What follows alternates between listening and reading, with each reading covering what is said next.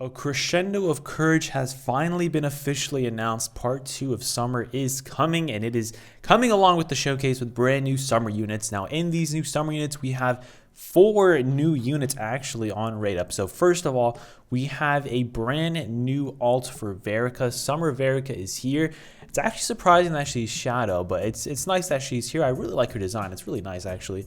But we knew she was coming. I mean, she was in the part 1 of the event. It's pretty obvious. We also have, a new dragon, Siren, here. I actually thought Siren was going to be an adventurer, but she's a dragon still. Makes sense. I don't know why I thought she would be an adventurer, but look at the little fishy. And then we have an alt for Cleo, and this is a little weird because this is right after an already alt of Cleo called Gala Cleo. This is literally like, what, 2 weeks after Gala Cleo released, so kind of weird that we're having another Cleo out so soon, but it's actually, I don't know, I like Cleo a lot, but now she has, I think, as many alts as Ellie, right? So that's a little weird. It's weird how we're getting an alt of Cleo instead of Ellie, and that's all the important characters that got alts.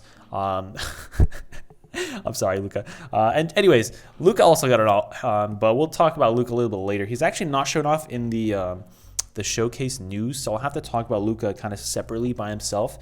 He's a 4-star, not rather than a 5-star, just like Summer Ranzel was a 4-star. Luca is also a 4-star, and that might be pretty disappointing to some people at first, but he actually doesn't look too bad. And like I said, I'll discuss Luca a little bit more once I get to him, which is going to be probably the very last thing I discuss. But yeah, before I actually get started though, I do want to discuss some of the other news. So if you want to skip straight to the showcase review and whether I think you should summon on it or not, I'll leave a timestamp on screen as well as a timestamp in the description down below. You could just go ahead and click on that and you could skip straight to the part where I start discussing about the showcase and whether I think you should summon or not, because I do, like I said, I want to discuss a bit of the news that we've gotten since then, including Astral raids and the event itself. So without further ado, let's actually begin discussing this. So first of all, the epilogue has been unlocked for the Splash of Adventure raid events. Now, epilogue is released. You don't need to finish grinding to do this. You can actually finish grinding today.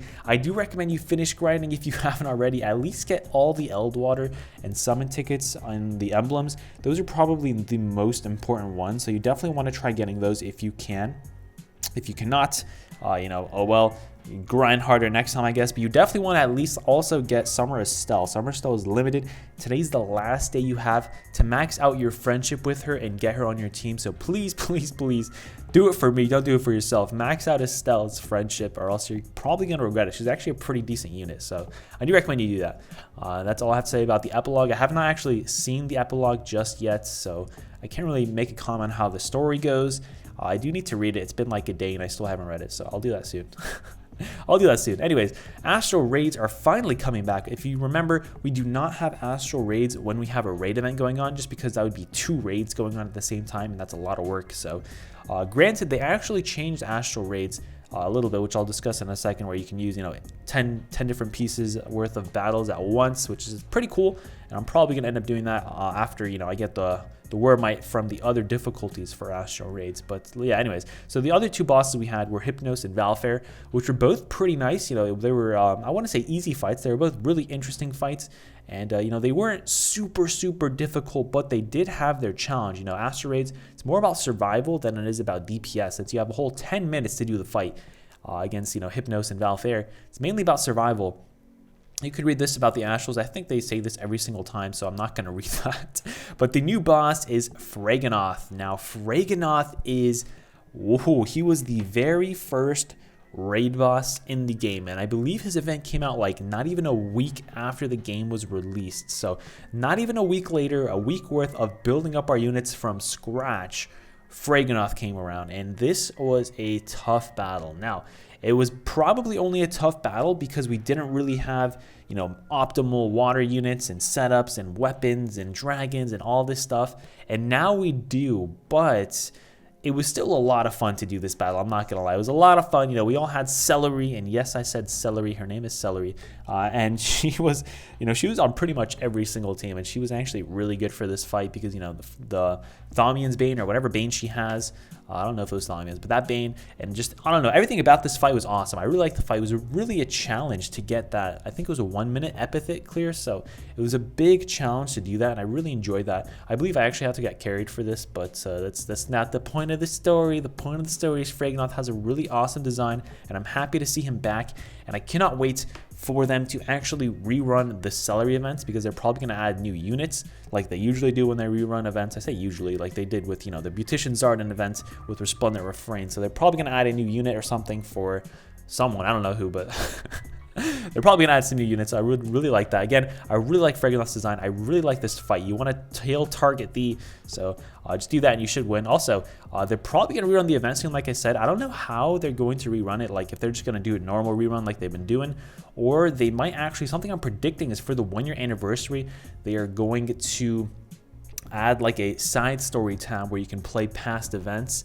you know, for like if the event's like a year old or something, they're going to add it there and you can just play it there and get the, you know, Celery there, get the Pele, Ray Dragon over there, and etc, etc. I feel like that would be a really nice addition to the game.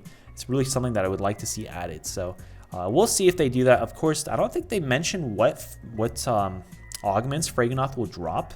So that's really weird, but they do say the changes. You know, you can spend multiple Astral pieces for multiple, you know, goes in one battle, which is nice. You can also pick up Astral Raid or Astral pieces from the Astral Raid shop. So again, something that I don't recommend you do is that Astral Raid shop, trading for Astral pieces, unless you really, you know, you really want to, unless it's just like rupees or something. If it's just rupees, then it's honestly not a bad investment, but I feel like it's going to be Diamantium. And if it is worth Diamantium, it's not really going to be a good cost investment to do that. So yeah, that's all I have to say about Astral Raids. Now, the next piece of news is that a daily free summon event is coming. Finally coming back. I say finally. Didn't we have it all of last month, like every single weekend? But this one, instead of being every single weekend, this one is actually every single day for the next about 10 days pretty much. So this is really nice. It begins tonight at reset. Of course, this is all in Pacific Standard Time. So if you're not in PT, then it's going to be a different time zone.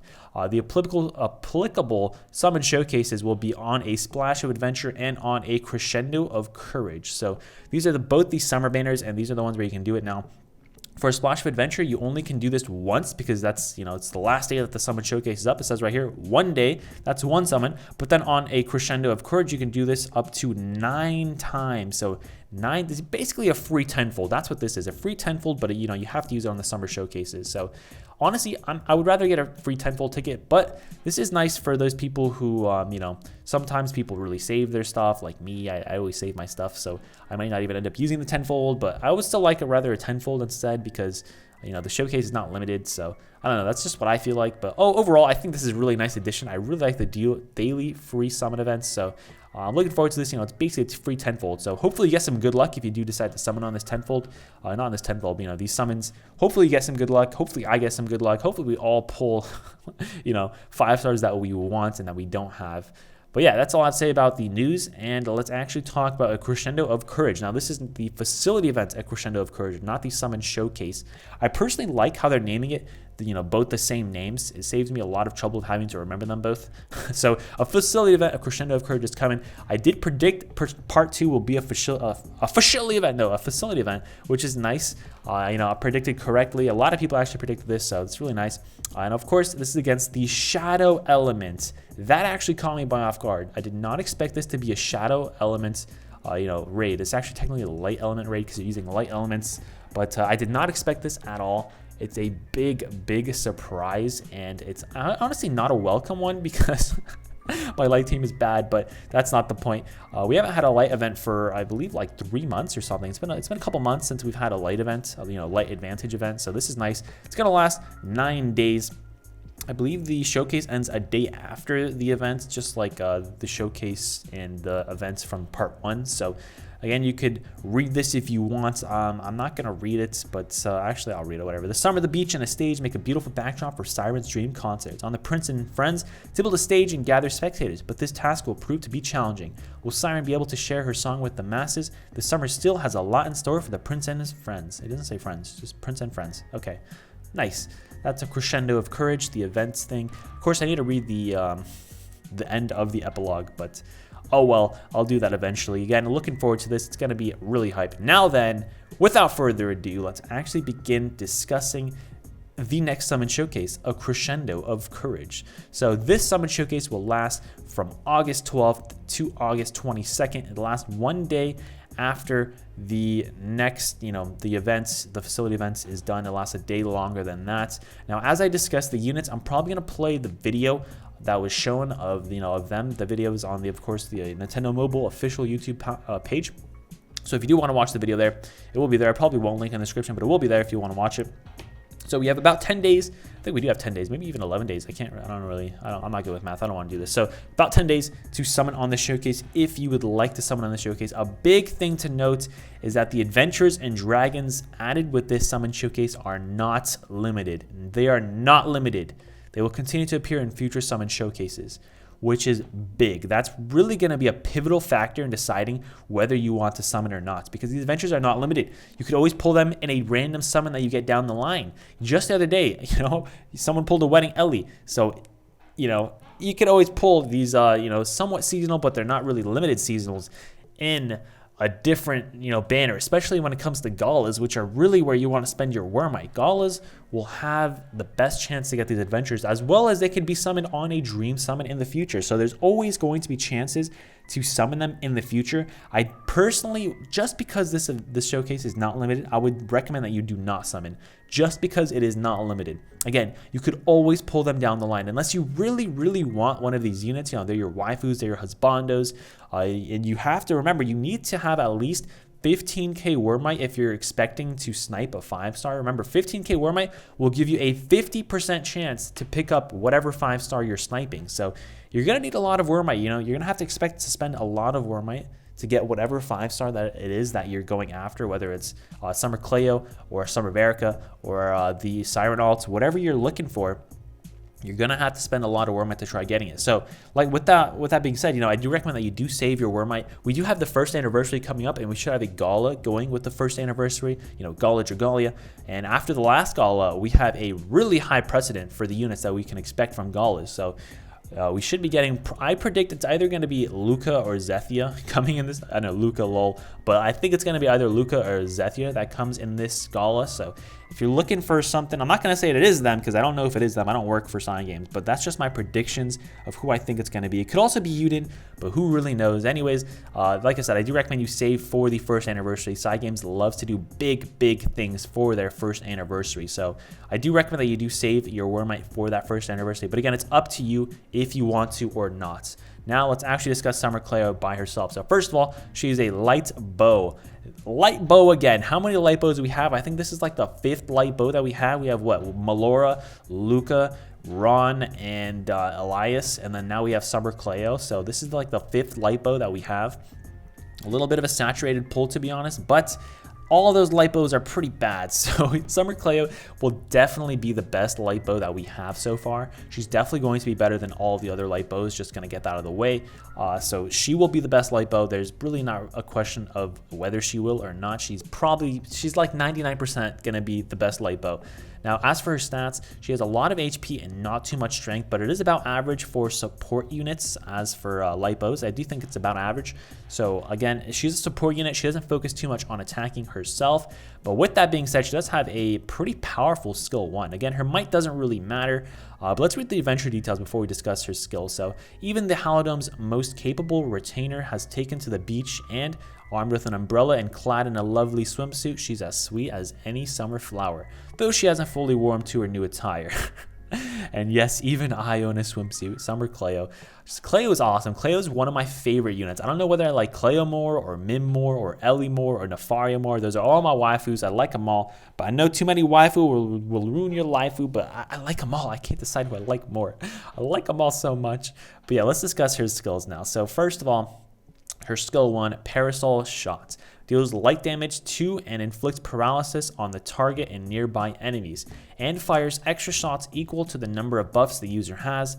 A maximum of 4 additional shots can be fired. So this is kind of like Ceresa's skill 1, you know, her attacking skill 1, where she fires extra shots depending on how many buffs she has. This is just like this. Of course, this buff is capped out at 4 rather than, I believe Ceres can fire up to 9. So this buff is capped out at 4, but honestly, 4 buffs is not that hard to get. Especially because her skill 2, I actually want to discuss her skill 2 right away. Why not? Tropical Breeze for 10 seconds increases the user and nearby ally strength by 5. Oh my gosh, I just burped. By 5%. Critical rate by 3%, skill damage by 10%, and skill gauge fill rate by 10%. So that is 4 buffs right there. She can use her skill 2 to completely buff her skill 1. But you have to remember that it's only for 10 seconds. So you're not going to have a long uptime on that skill 2 unless it has a low SP cost. Again, we don't know these SP costs for Tropical Breeze or Parasol Shot. We don't know the SP cost. We don't know if they're low or high. But if it's a low cost for the SP, then she will actually be a really strong unit since she can always buff her skill 1. And her skill 1 potentially has the burst damage that Ceresa's skill 1 has. Again, she's a boast, so she does have access to Forced Bonds, which is an automatic skill damage plus 40%. And then the other Wyrmprint slot can be completely free. So she has a lot of burst damage potential with this. Unfortunately, she does not have skill prep plus 100%, which would, you know, be really nice, so she can skill 2 and skill 1 right away. But oh well, it is what it is. She does bring skill haste to her with her co-ability and a little bit with her ability, which we'll discuss in a second. But overall, I think her skill 1 has a lot of burst potential. Again, it's from any buff. It doesn't have to be her buffs, anyone's buff. So if you have any other support units or anything, you know, they can buff them, and you know, her Parasol Shot's going to be buffed up and be super duper strong. We also have, you know, Tropical Breeze. What do I think about Tropical Breeze? Personally, I don't think it's that great of a skill itself. You know, strength by 5% is just way too little, and it's only for 10 seconds. That's just really little. Again, crit rate by 3%, maybe it's going to get you 1 or 2 extra crits. Maybe 3% is really, really low, so it might not even do that. Skill damage by 10% does help, but again, you need to skill in there in that 10 seconds. And then skill gauge fill rate by 10% is kind of meh. Overall, I don't think it's too great of a skill, but I do think it's really nice for herself, only for herself. You know, if you can skill 2 and then skill 1 right after, it's actually going to be really, really buffed up, because again, you get your strength up, you get your skill damage up, and then you also have a chance for all those extra 4 shots to crit because of the crit rate plus 3. So I do think her skill 2 is nice in that regard, where it buffs her for skill 1, but personally, I don't think the skill 2 buff is going to be too strong. Again, it's only to the user and nearby allies. It only affects nearby allies. So it only is, like I said, only going to affect herself and nearby allies. We've had a lot of these nearby allies buffs recently. I don't think the nearby allies buffs are too great, because there's a big chance you're going to miss some units. Even in Mercurial Gauntlet, you know, if you have a ranged unit, you can miss her. And of course, Summer Cleo is a ranged unit herself. So that is something to note, that you do need to be like, you need to roll into Roy's face if you're doing Mercurial Gauntlet. And overall, I do think, again, bows are the worst weapon type in the game. I didn't even mention that. Bows are the worst weapon type in the game, along with daggers. So that is another big problem that Summer Cleo will have to, you know, take down. So with those being said, you know, I do think her 2 skills are pretty nice. Again, the best bow we have right now is Ceres, which granted, she's a very good bow, but other than her, the other bows are pretty average. There's really no great bows. Lerno is okay, but again, pretty average at best. So bows do not have a great history, but she could break that. Who knows? If they both have low SP cost, she could have a ton of damage, DPS potential. So those are what I think about the 2 skills. Let's talk about her co-abilities and abilities. Again, co-ability skill haste plus 15% does help out. It is a nice co-ability to have.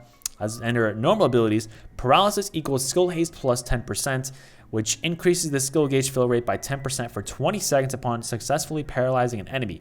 Now, this is not a good ability. Again, it's only 5 seconds for the will not activate again part, but it's not really a good ability. It's too situational. What I mean by that is paralysis itself. Of course, her skill 1 does inflict paralysis. Paralysis just does not work on high dragons, and that is a big, big problem she faces. You know, paralysis, bog, stun, sleep, these things do not work on the high dragons. So I don't expect it to work for high Zodiac, which is where she's going to be used. Of course, she does have Curse Res 100%, which is good for high Zodiac, as well as being a light bow, which is, you know, ranged. Of course, she's going to take extra damage, but, you know, she will be used for high Zodiac, and paralysis is just not possible in high Zodiac. She also has Paralyzed Punisher plus 30%, increased damage to paralyzed enemies by 30%. Now, her kit focuses around paralysis, as you know, her abilities focused on paralysis, which is kind of bad. You know, like I said, you cannot inflict paralysis against the high dragons, so I personally do not think she's going to be too great for high Zodiac once that is released. I don't think she will be, you know, in the top, you know, optimal team or whatever. She could be if her skills have a really low SP cost, but because of her abilities, I feel like those weigh her down too much to be used in high Zodiac.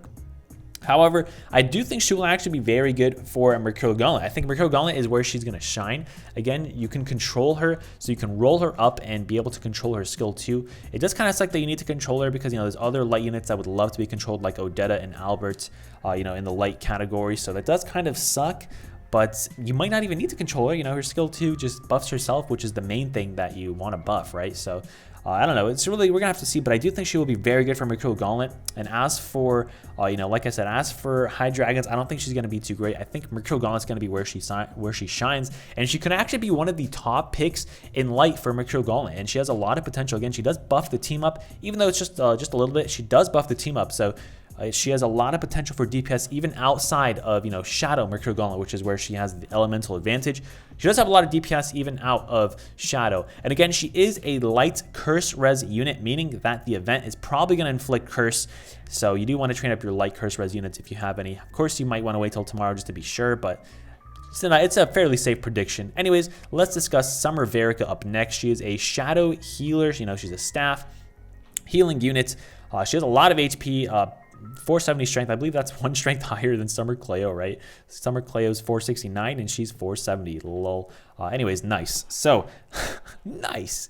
So Summer Verica, she's a Shadow healer. She's a Shadow staff. I keep saying healer. She's a Shadow staff. Her competition is Cleo and Heinwald. Now, Heinwald is a very nice DPS healer for High Jupiter. Again, High Jupiter, you want to have a lot of DPS, and Heinwald is basically a DPS that can heal. So that's really, really nice. And he also buffs a little bit. So Heinwald is very good for High Jupiter. Now, is Summer Verica going to compete for High Jupiter? Again, you don't need healers for Mercurial Gauntlet, so that's out of the question. It's not even a... And also for Imperial Onslaught, you can already auto that with the off-element units if you want. So again, those are just out of the question. It's not something we need to focus on at all. Same with, you know, Void John. You don't need to focus on those. You just need to focus on the main content that Shadows need to clear, which is, of course, going to be Mercurial Gauntlet and High Jupiter. So High Jupiter's already been released, so we can directly speculate on that. Let's discuss the adventure details. Verica has donned a swimsuit and stepped out onto the beach, and her presence is like a cool breeze on the sun-soaked landscape. The eyes of others tend to find their way to her, and if you aren't careful, she might just capture your heart. It's like an advertisement. Anyways, I love her design. Her design is amazing. I really like Verica's design, so this design is just really nice. I think I actually like this Verica's design the most out of all the adventures, you know, in summer so far, other than Julieta, which was in part 1. I really like Julieta's design, but other than Julieta, I think Summer Verica is a close second. Both of them really, really nice.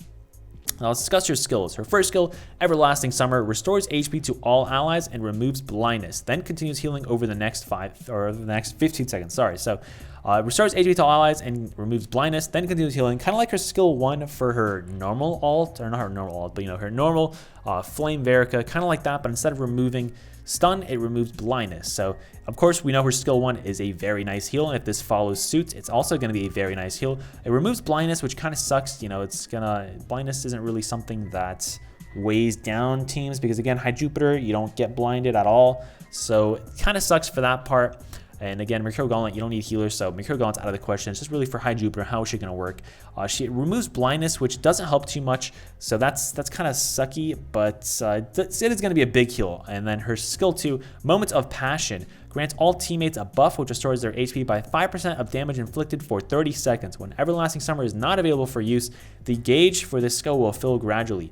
Abilities that increase skill gauge fill rate will not affect the skill. This is kind of like Albert's skill 2, where it increases, you know, its skill gauge by itself. So that's really interesting how we're getting more of these, you know, spread onto different units. But again, 2 healing skills kind of sucks because for High Jupiter, it's mainly about DPS, not about healing. That's why even Heinwald works, even though he's kind of like a DPS healer, because he brings the DPS, which is, you know, the main thing for High Jupiter. So let's talk about her kill abilities and abilities before I just burped a little bit. Before I actually discuss what I think about her. So kill abilities, recovery potency plus 20%, and abilities, full HP equals healing plus 20%, blindness res plus 100%, and recovery potency plus 13%.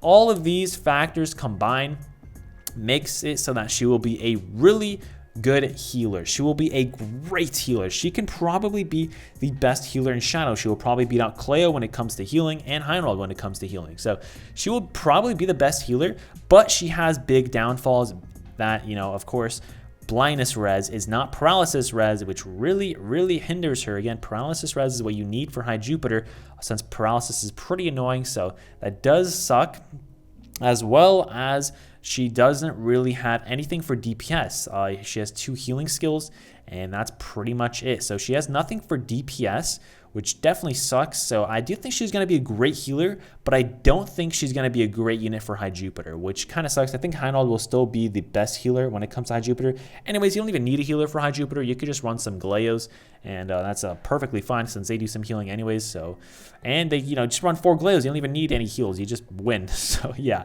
I don't think Summer Verica is going to be too good. I think she's probably going to be the least useful units in this showcase. In this showcase right here. Not out of all the summer units, of course. Summer Ranzel is pretty useless himself. So I do think Summer Verica is going to be a great healer, though. I'm happy we have a blindness res healer, because the only blindness res healer we had before was was it Eddie or something? So I think his name is Edward. So Edward's pretty bad. Edward's a pretty bad healer, so glad we have a good healer here, especially a good healer for Shadow, since Cleo was the best one before, and again, she wasn't amazing, but she was okay. But yeah, I'm glad we have a good healer now for Shadow, but she's just not going to be that useful, honestly. Again, I don't recommend you pull for her because she will not be useful for High Jupiter. She can be used. It is possible, but it's just, again, like I said, not recommended that she's used for High Jupiter. And for Mercurial Gauntlet, again, you don't need healers. So that's what I think about Summer Verica. Again, most of the discussion was probably going to be about Summer Cleo for this, because I do think she will probably be the big one that people do want to pull for. Anyways, next up we have the featured dragon, Popstar Siren. So Popstar Siren is a 5-star light dragon. Not a water dragon this time, she's a light dragon. She has 124 strength, which is pretty nice. And what does she actually bring? Well, let's actually discuss her skill. So her skill... Actually, let's test her abilities and then her skill. So her abilities, light strength plus 40%. If the user is attuned to light, increases strength by 40%, which is nice. And then exhilaration, if the user is attuned to light, increases shapeshift time for the entire team by 3 seconds. The team's shapeshift time can only be increased by a maximum of 5 seconds through this ability. So first of all, compared to Cupid, that's the best light dragon at the moment. She loses to Cupid very easily in terms of abilities. You know, Cupid has strength plus 60%, whereas she has strength plus 40%. Again, the extra 3 seconds really doesn't matter too much. Again, especially for light dragons, they don't have too much DPS, so you do want to get out of your shapeshift time as soon as possible. You know, when you're shapeshifting to Cupid, you just want to heal and then get hit so you can get out of your shapeshift. Even for other dragons, you just want to get out of your shapeshift. The only dragons that you actually really want to stay in your shapeshift are the ones with big shapeshift time, like Leviathan, etc. So those are the ones where you want to stay. So the extra 3 seconds kind of sucks, honestly. You do want to go back to your normal, your adventures so you can use them, start charging up your skill gauges, etc., and deal more DPS. And let's actually talk about her skill, Invigorating Harmony. Increase the entire team's strength and defense by 20% for 20 seconds and increases their energy levels by 3 stages. It is possible to charge this skill's gauge by attacking and use it up to twice during one shapeshift. When an adventurer's energy level reaches level 5, they will become energized, and the next attack, blah, blah. Okay, so basically this makes up for of course, the strength that she loses in comparison to Cupid. Of course, the abilities. Cupid has strength plus 60%, whereas she has strength plus 40%. This does increase the entire team's strength by 20%, which is nice. Also increases defense, but again, defense increase isn't too impactful. It's just, it allows for double buff builds if you would like. So double buff builds are now going to be possible in light. Of course, you can use her not in light, but that's not really recommended. So double buff builds will be possible, and you can use this. This is really interesting because you can use it up to twice. You can charge the skill gauge by attacking, meaning that, of course, with that in mind, you would want to be in Dragon a little bit more. That's why Exhilaration makes sense. You would want to be in Dragon more. You do want to get her bond level up to 30 so you can be in Dragon more, but Overall, like I said, you can increase your team strength by 40% every time you shapeshift, but you're only going to shapeshift once or twice in battle. You're not going to shapeshift more than that. So, of course, this is mainly, I don't know. We don't have High Zodiark, so I can't really say how useful this will be for High Zodiark, but I personally don't think she will be as good as just having Cupids on the team.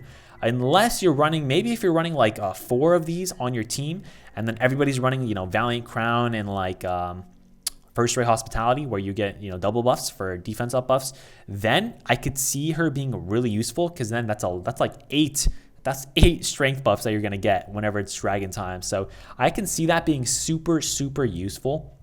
And this is a really nice mechanic where you can charge the dragon skill gauge by attacking. It means that you're going to want to use the skill as soon as you dragon, so you can, you know, attack and fill it up and then use it again. So it is really nice. I think it's really interesting. Personally, I don't think she's going to be as good as just having Cupids, unless you're running 4 of them and they're all max unbinded and they're all, you know, everyone's running double buff stuff. That's the only potential I see for this, but it does allow for a lot of you know, a lot of interesting builds, which is probably the best part about it.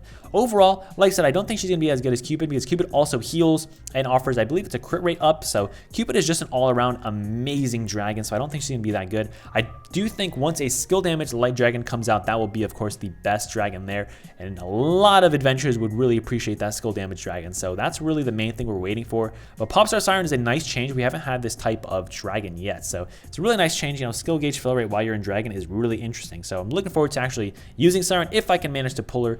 Again, I personally will not be pulling on this banner, but we do have the free pulls, so that's the main thing: free pulls and daily deal pulls. Now, the last thing we have to go over will actually be, of course, Summer Luca. So let's actually discuss Summer Luca. We don't have too much information on him. We just have his, you know, his 2 skills are there. And his 2 skills, his first one is an attacking skill. I don't believe there's any side effect to this attacking skill. It's just a straight up attacking skill. So that's kind of meh. We need to see what the damage multipliers are, and we need to see if, you know, if there are any side effects at all, or if there's anything really. We need to see what that is. If it's just a normal attacking skill, that's going to kind of suck. Of course, he's a light axe as well. I didn't mention that he's a light axe, which means its competition is going to be Julieta. That's the main competition. However, of course, he will likely have curse res, because he is a light unit just like Cleo. So he will likely have curse res, which means he will be better for High Zodiark than Julieta. And again, Julieta is mainly for wave content. She's actually really good in wave content for you know, poison res. But I feel like Luca is not going to be for wave content, because again, his skill 2 buffs attack time. And of course, we've had a bunch of adventures which boost attack time released. Most notably, probably Mikoto. You know, that was the very first buff time, or not buff time, time increase, whatever adventure. So Luca has a lot of potential. Summer Luca has a lot of potential to be very, very good because of that skill 2. It has a good uptime. It also increases energy level, and then it appears that he has a passive, you know, an ability that increases his energy level as well. Kind of something like Natalie, if you don't remember, Natalie also has something like that. So Luca could be very, very good. Again, he has energy in his mechanic for his skill 2. He has buff time up, or not buff time, sorry. Oh my gosh, I forgot what it's called. What is that thing called? Because I don't have the video pulled up right now, so I can't really see it myself. But you guys can see it on the screen. Increases attack rate, I believe that's what it is. So it increases attack rate, which is really, really good. And again, that's going to increase his damage, and it's going to increase his skill gauge fill rate just by increasing his attack time. So it's very, very nice to have that. He has a lot of potential to be very good. He might actually be the best unit on this banner if he, you know, has really low SP costs and high damage multipliers on his skill 1 and good uptime on his skill 2. He has a lot of potential to have a lot of DPS. Of course, we won't know until he's released, but he has a lot of potential. You know, I do think he will be better than Julieta personally, mainly just because of curse res. You know, it's probably going to be the main reason why.